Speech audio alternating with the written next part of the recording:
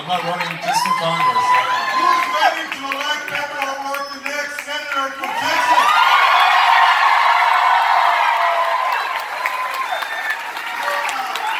I'm Julian. I'm Joaquin. Since we're not wearing name tags today, Joaquin always says that the way to tell us apart is that I'm a little bit uglier than he is. And you can see I'm telling the truth.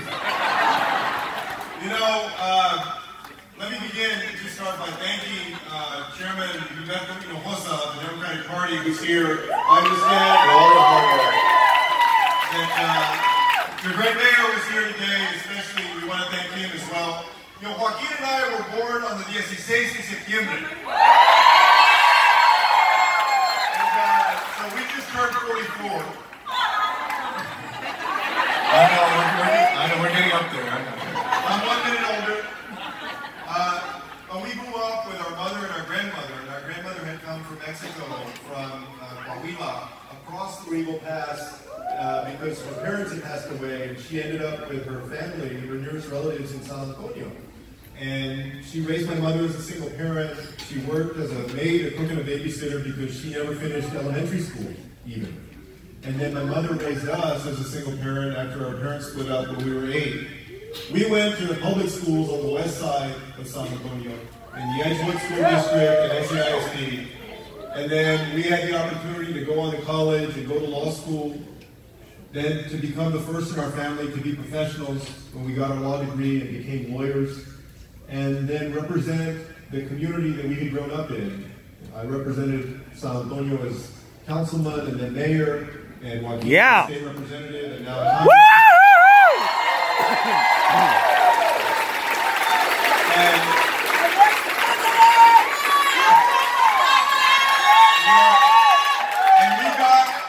we got into public service because we felt tremendously blessed in our lives with opportunity. That's right. Every day when we used to leave the house, our grandmother would make the sign of the cross and say, "Que Dios os bendiga." May God bless you. And all of us in this room, we have similar stories of crossings over the years, of families that have worked hard, that have served in the military, that have worked 80 hours a week or have worked multiple jobs, folks who have sacrificed tremendously. All of us, we stand on the shoulders of folks who made sacrifices, who made beds, who picked crops, who cleaned floors, who washed dishes. And what we want are elected leaders that understand that sacrifice and will turn that into opportunity for everybody in this country. Yeah! Woo! Yes, sir! You know, we wanted to come ask, first of all, say thank you to everybody that's here that's come out today, but ask you to please do everything that you can. Send every email to family and friends and relatives who hardly vote. Go block walk if you can for Beto. If you can spare $1 or $5, please lend it to him. He'll put it to good use. Do everything that you can to make sure that he's elected senator, because we need to send somebody to Washington that will tell the truth about the people of the Rio Grande Valley. That's right! Yeah!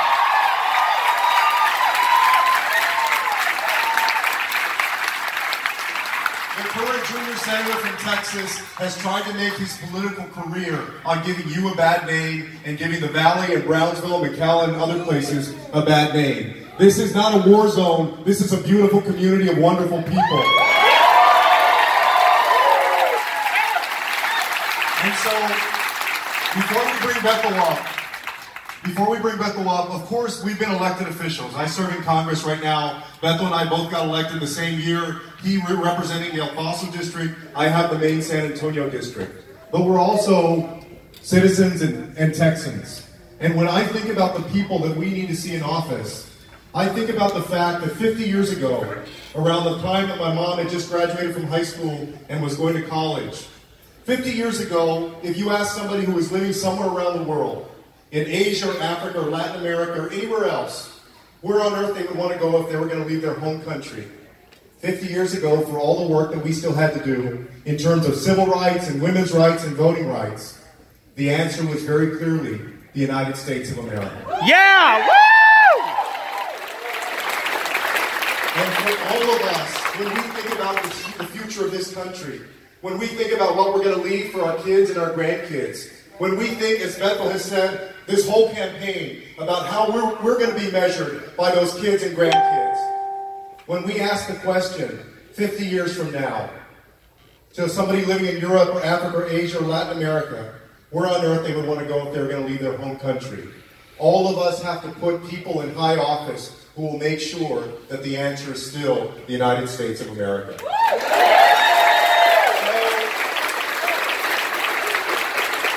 How many of y'all saw Beto win that debate the other night?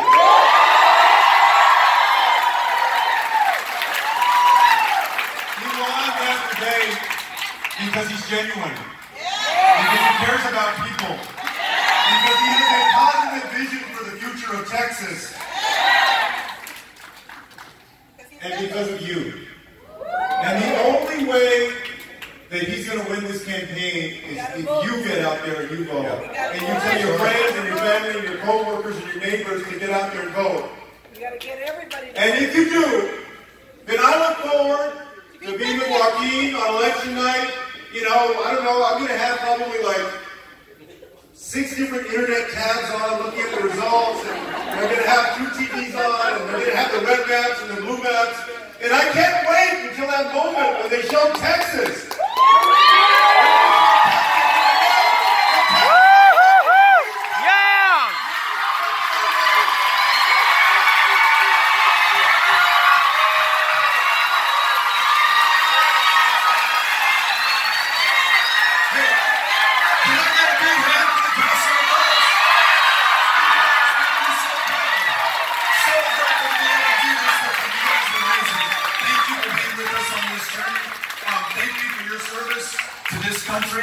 These guys make me all-time proud, not just of Texas, but of this country. Their leadership, Julian as the mayor of San Antonio, making sure that every child, I see these great school teachers over here, making sure every child is able to have a world-class public school education that begins in pre-K for every child. And I say, shouldn't we do that at the national level?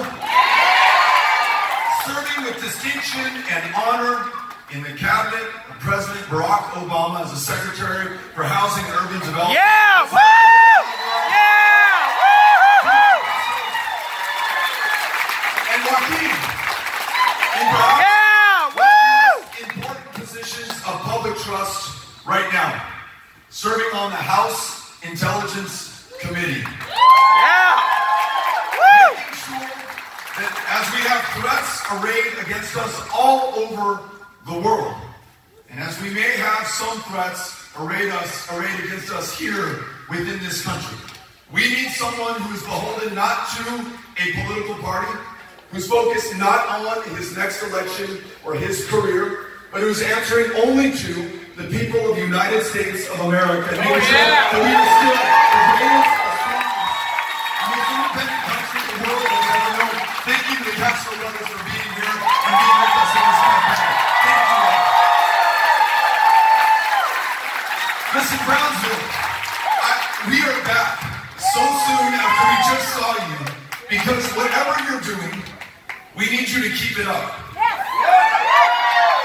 Because of Brownsville, everyone who is here, all of these amazing volunteers and ambassadors, these elected officials who take some time out of their campaigns to campaign for us, each one of you who is willing to believe that we can make a difference for this country. We just got a poll back last week. Yes! Yeah! The poll says we are 2 points ahead. Yeah!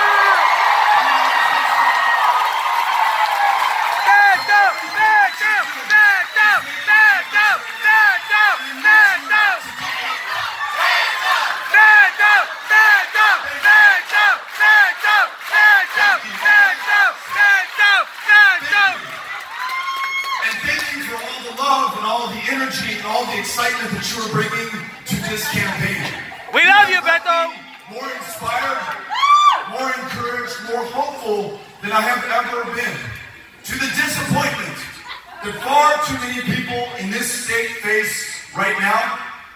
School teachers that I love so much who are working 2 and 3 jobs just to make ends meet. Veterans who've come back from serving this country as far back as Korea or Vietnam or the First Gulf War or the wars that we're fighting all over the world right now, who find that they cannot get into a VA to see a mental health care provider, that psychiatrist or psychologist who can make the difference for them. Too many people who go without health care in a state that is the least insured in the United States of America. Young men dying of diabetes in the wealthiest, the most powerful country that the world has ever known. School teachers succumbing to the flu because they may have insurance, they may have what they call health care, but they may not have $119 in their checking account, which is the copay on the flu medication that would have saved their lives in a state whose largest provider of mental health care services is the county jail system in the state of Texas. People so desperate that their schizophrenia, their bipolar disorder, their depression, untreated because they're uncared for, they're uninsured. No one has been fighting for them, at least not successfully, that they get arrested on purpose, to get locked up in the county jail, where by law they're guaranteed to get that roof over their head, that meal served to them, those clothes that they may be lacking, and also the prescriptions of the medications that make life bearable for them at a cost of $400 a night to you as a taxpayer, locking them up, locking up their potential to work a job, to finish their education, to raise their family, to rock out to Bidi Bidi Banda here today with us and participate. Yeah, woo! And for the bargain price of under $15 a day, we can provide outpatient mental health care services to them. Make sure that they're free to live to their full potential, contribute to their maximum capacity. What I'm trying to tell you, for those veterans for whom we care so much, those school teachers who sacrifice, we want to make sure that we honor those who are going without health care today, those parents of children with pre-existing conditions, medically expensive, medically complex, whose only protection right now under law is the Affordable Care Act, and they know they got a junior senator from the state of Texas who wants to repeal every single Shame, shame, shame. meaning repealing Shame, those shame, protections shame. for those pre-existing conditions. We must meet that disappointment in these very tough times, not with anger. We can't be organized against anyone or anything or any other political party. What we have to be organized for is the greatness of the United States of America. Tell it. And our willingness, Tell it. every single one of us, Woo! Yes, sir. of truth for this country, and make sure that we live up to our full potential. Republicans, if you are here, you're in the right place. Tell the truth. Democrats, if you're here, you're in the right place. Independents, I'm glad you came. And those who cannot vote for whatever reason, you're just as important to me as anyone else. That's why we show up everywhere. For Show up. every Show single day. up. 254 counties strong in the state of Texas. Yeah! Woo! We're going to meet these challenges square on. Go, Beto! I love what Julian and Joaquin Castro just said right now about sacrifice and service that has preceded us. It's inspiring to me to think about those who risked their lives for this country, went overseas back in the 1940s to make sure that we can preserve the world's greatest democracy, in fact, make the world safe for democracy going forward. Those who served in every war that followed, willing to sacrifice their lives for this country. Let's think about and remember their sacrifice and their service, and those who are serving right now as we enjoy our comfort, our freedom, one another. This amazing band that just played and will play again after I speak. There are some who are literally on the front lines in Afghanistan, 17 years and counting, who are out there tonight in Syria, in Iraq, in Somalia, in Yemen, in Libya, and in Niger, and so many other countries. For us, fewer than 1% of Americans have served since 9/11. So much is resting on the shoulders of so few right now. We cannot let them down, and that means not securing an election for Democrats or for Republicans for that matter, but always keeping in mind the common good and the common goal at this deeply divided, highly polarized moment. It's never been this bad, at least in my 46 years on the planet.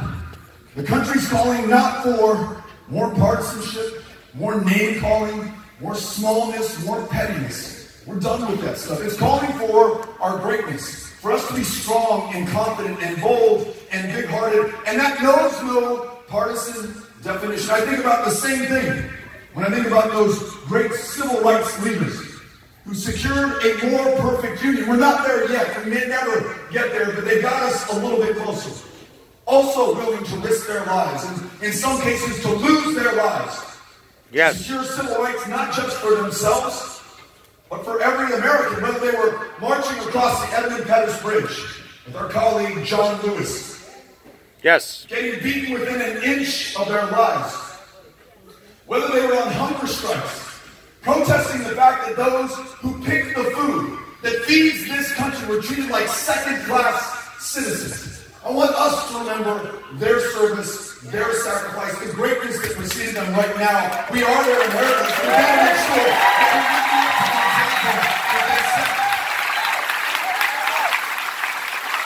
Beto! Beto! Beto! As I came in, I got to meet a member of Brownsville's finest. As I walked in, I think about members of law enforcement, sheriff's deputies, police officers, those who serve in federal law enforcement with the Border Patrol and help to keep our communities safe. I think about my uncle Raymond O'Rourke, who was a sheriff's deputy in El Paso County, was the captain of the El Paso County Jail, who, when I was knocking door to door in my first run for Congress, I remember somebody answering their door. I introduced myself to them. They said, "Your name's Beto O'Rourke. You must be related to Raymond O'Rourke." I was an inmate in the El Paso County Jail. Raymond was my jailer. And I didn't want to be there, but I got to tell you, Raymond treated me with respect, and he treated me with dignity. And he believed in me despite my circumstances at that moment. And I think about Raymond, I think about every member of law enforcement who risked their lives as well. They are sworn to serve and to protect not just some of us, but all of us. They're willing to risk their lives to make sure that we are better and safer communities. I want to make sure that we stand up and remember their service and their sacrifice as well. So let's have a round for everyone who's working every way in whatever capacity they can. And let's make sure that we live up to the sacrifices that they have made so that we can be here today.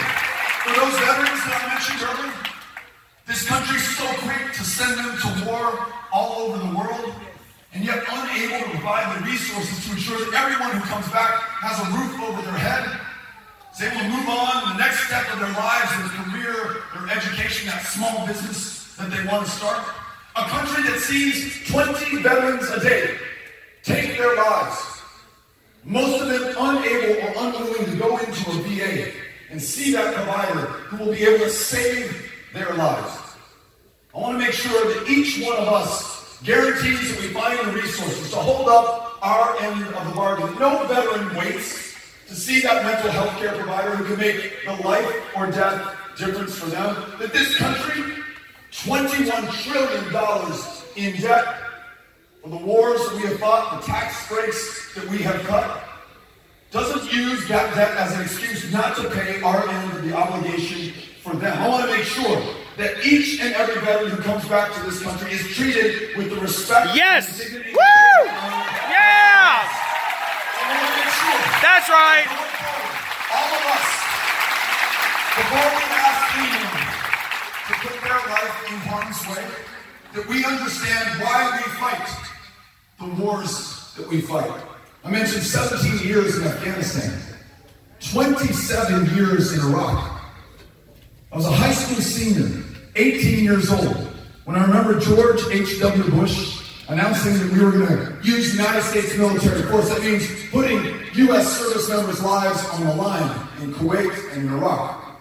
27 years later, no end in sight, no definition of victory, no commonly understood strategy. Shame, shame, shame. And yet women and men are still willing to go over there and serve this country. What if, and this is a bold idea from the people of Texas, what if we decided that we're not going to put the foreign policy of the United States of America on the backs and shoulders of 18 and 19 and 20-year-olds? What if we decided we were going to try to find peaceful resolutions to the problems of the countries of the world?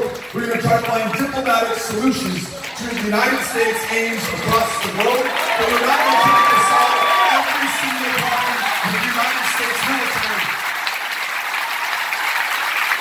We're going to try to find that common ground, even with our enemies where necessary, to make sure that we can bring these U.S. service members back to Brownsville and El Paso to Texas and to this country, and we can begin to again invest in America, to be here, to make sure that they are here.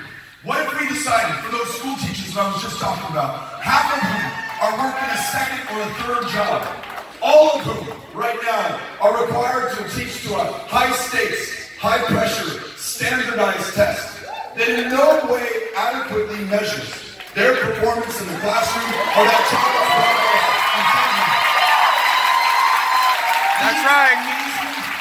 Public service, so many of them have taken out loans for the privilege of teaching our kids. When they were student teachers, they were paying for the privilege to be in that classroom and learn their trade and their craft and the ability to connect with that kid and that child's lifelong love of learning, only to find when the teachers in Texas retire.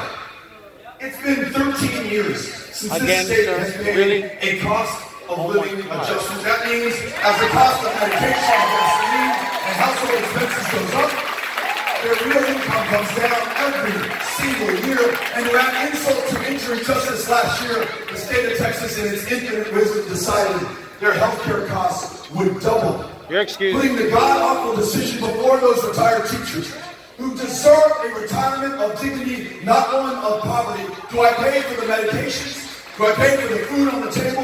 Do I pay for the note on the mortgage? Do I help out my child, who may also be teaching in the classroom and cannot make ends meet in her own household right now? What are we thinking? And how, I ask you, are we going to be able to recruit the next generation of teachers into these classrooms? We were going door to door in McAllen, Texas, a little bit earlier this year. A woman answered her door and invited us into her home, where she also runs a small business. That's right. A small business that she started in part to afford a higher education for her 3 daughters. And I asked her about her daughters and what they want to pursue after they finish college. And she told me, well, they want to be teachers, but there's no way in the world we're going to let them do that. And I said, well, why not? And she said, we know too many teachers in the classroom right now who are too frustrated, who are unable to pay their bills, who want to connect with those kids that they sacrifice so much for. Kids who show up on that first day of school without a square meal in their system, without enough hours of sleep to be ready to learn. Kids who may come from mixed status families, who don't know if that dad and mom that has raised them is going to come home at the end of the day or will be deported back to a country that child has never come to. Yes, that's right. Right? And yet, when that kid comes in the front door of that classroom, that teacher is all smiles, all love, doing everything within her power to make sure that she brings out the best in that child. If we have any hope, continuing to attract the best and brightest in this necessary profession of public service, they must see how those who preceded them in those same classrooms are being treated, and it must be a positive story. What if we decided, as the people of Brownsville, as the people of the Rio Grande Valley, as the people of Texas, that we were going to lead the way in making sure that we pay every teacher a true living wage? Lead the way, yeah! That we treat them like gold once they retire, and make sure that they can live that retirement one of dignity and happiness. I think that's the right thing to do. Yes, it is!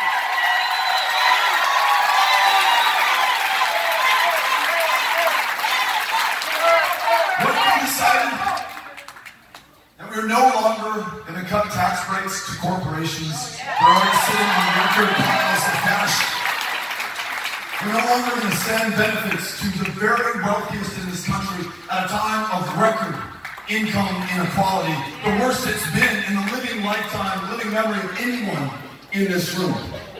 What have we decided? That instead of answering to political action committees or corporations or special interests, we were only going to represent people. We were only going to invest in them and in their communities. And that means in a state that refused to expand Medicaid and left $100 billion on the table. We make up for lost time, decide to expand it now, and cover more people so that they can live to their full potential. We introduce Medicare as an option on the exchanges so that we increase choice, drive down prices, and we take the lead, going from the least insured state in the country to the state that leads the way on guaranteed, high-quality, universal health care for every child. Yeah!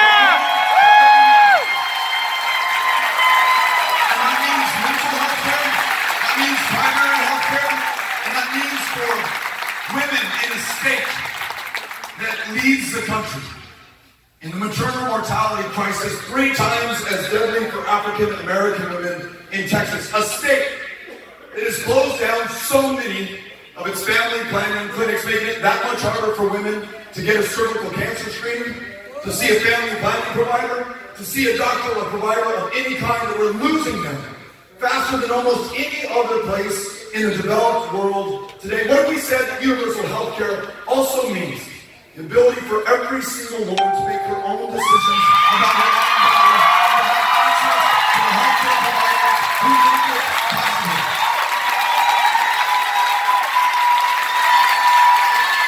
I think we can use that way as well.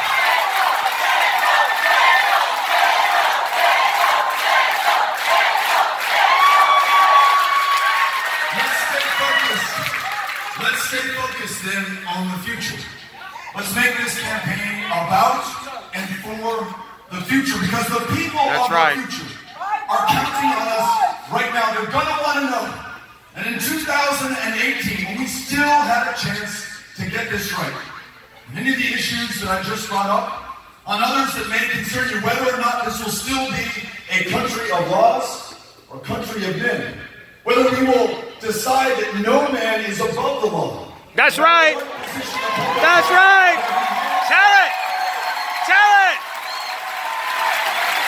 Whether we decide that the generations that follow who are counting on us need to know that this state, which understands the consequences of climate change perhaps better than any other, this state who in 2017, second hottest year on record for the globe, following the hottest year, which was the year before. But in 2017, we saw the greatest level of rainfall to land in the continental United States for as long as we've been keeping records in the continental United States. And in Houston, and in Nome, and in Orange, and Port Arthur, and Beaumont, and Rockport, and Port Aransas, those communities have seen the third 500-year flood in just the last 5 years. And the scientists, we will still listen to them 300 years after the Enlightenment.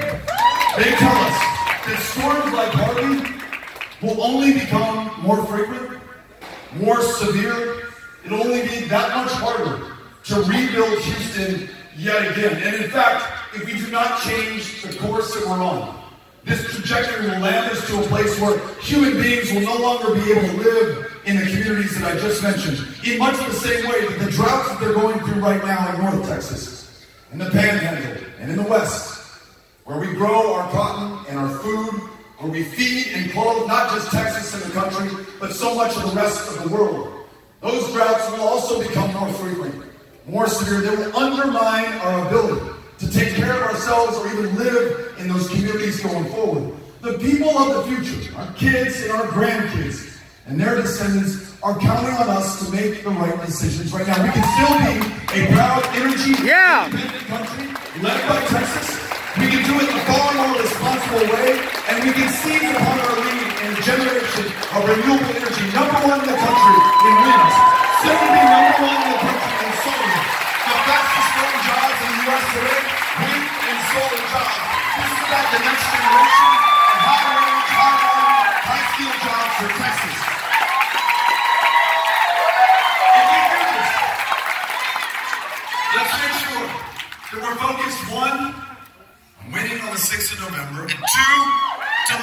and following through every single day of the next 6 years on the very high expectations that we are setting for and by one another. Let's never again be divided by party.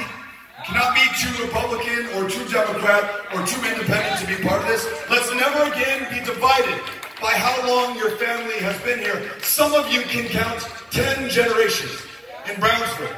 Some of you just got here 10 days ago.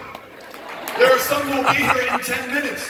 All of them are important to the future of this country. Yeah! Ted! And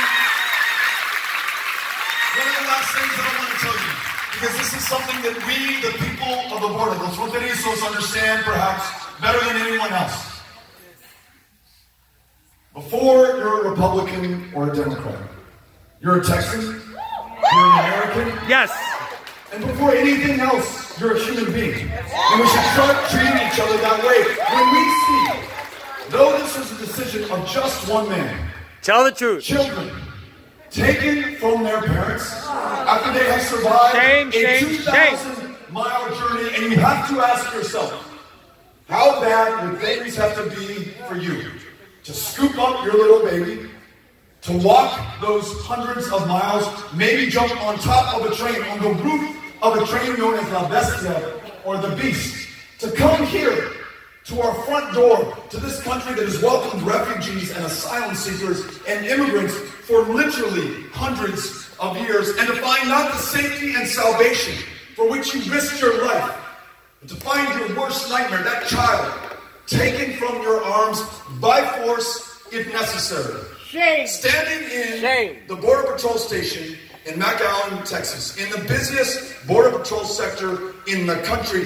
the week after the president announced that zero tolerance policy, going into a cell filled with mothers and their young children who had, in the words of the Border Patrol agents that I met, who were put in this terrible position, had arrested themselves. In other words, they didn't try to flee or evade detection. They turned themselves in. They had been rejected from the ports of entry, from setting foot in the United States of America lawfully to request asylum, and did what any human being, penniless, sunburned, desperate, seeking safety and salvation would do in that same position. They crossed where they could and turned themselves in to the women and men and green. And now here they were in this cell hours later.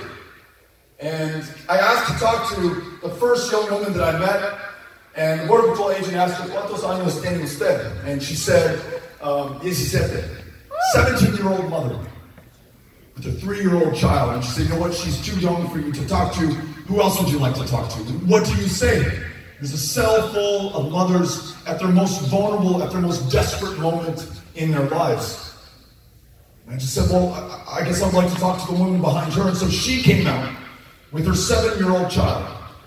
And that little girl was holding on to her mother's hand with all the life that was in her, as I imagined she had done for the last 3 weeks, as they had traveled those last 2,000 miles before just turning themselves in literally hours before I met them. And the entire time that I was having this conversation with her mother, that little girl never once took her eyes off of her mother's face. That mother is everything in the world to her.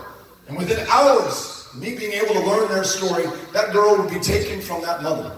She would be maybe locked in a cage with other young girls. That mother would be turned over to the Department of Justice. She would be prosecuted like a common criminal for doing what any human being in the same situation would do. She might very well be deported back to the very country from which she fled, a country that cannot promise the protection for that daughter that she risked her life for. And right now, though all of us stood up and demanded that our government stop doing this to people, stop the cruelty and the torture and the inhumanity that we're visiting on these children, and at least temporarily, our government listened to us right now. There are hundreds of kids, some in foster care homes in Michigan and Ohio, some in the Chihuahuan Desert in a tent camp in Tornillo, Texas, just outside of El Paso, who have no idea tonight, months later, when or even if they're going to see that mother, that father who risked all for them again. We know it was the decision of one man to do this. But that stain now will define us unless we make it better, unless we insist that we never again take another child from another parent seeking asylum here, that we reunite. That's right! That's right! That's right! That's right! That's right! Beto! Beto! Beto! The people of the world decide that on these issues that we understand better than anyone else, we will lead the way. Not just on asylum seekers, as important as that is, but it's got to include those dreamers, nearly 200,000 strong in the state of Texas. Those dreamers who are serving right now overseas, putting their lives on the line, who are teaching in our classrooms. Those dreamers who must be freed from the fear of deportation by being made U.S. citizens right now, so that they too can contribute to their full potential.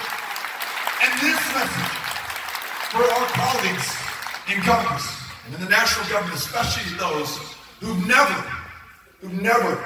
enjoyed a meal at Taco Palenque, or been to the Rio Grande Valley, or seen El Paso and the Chihuahuan Desert.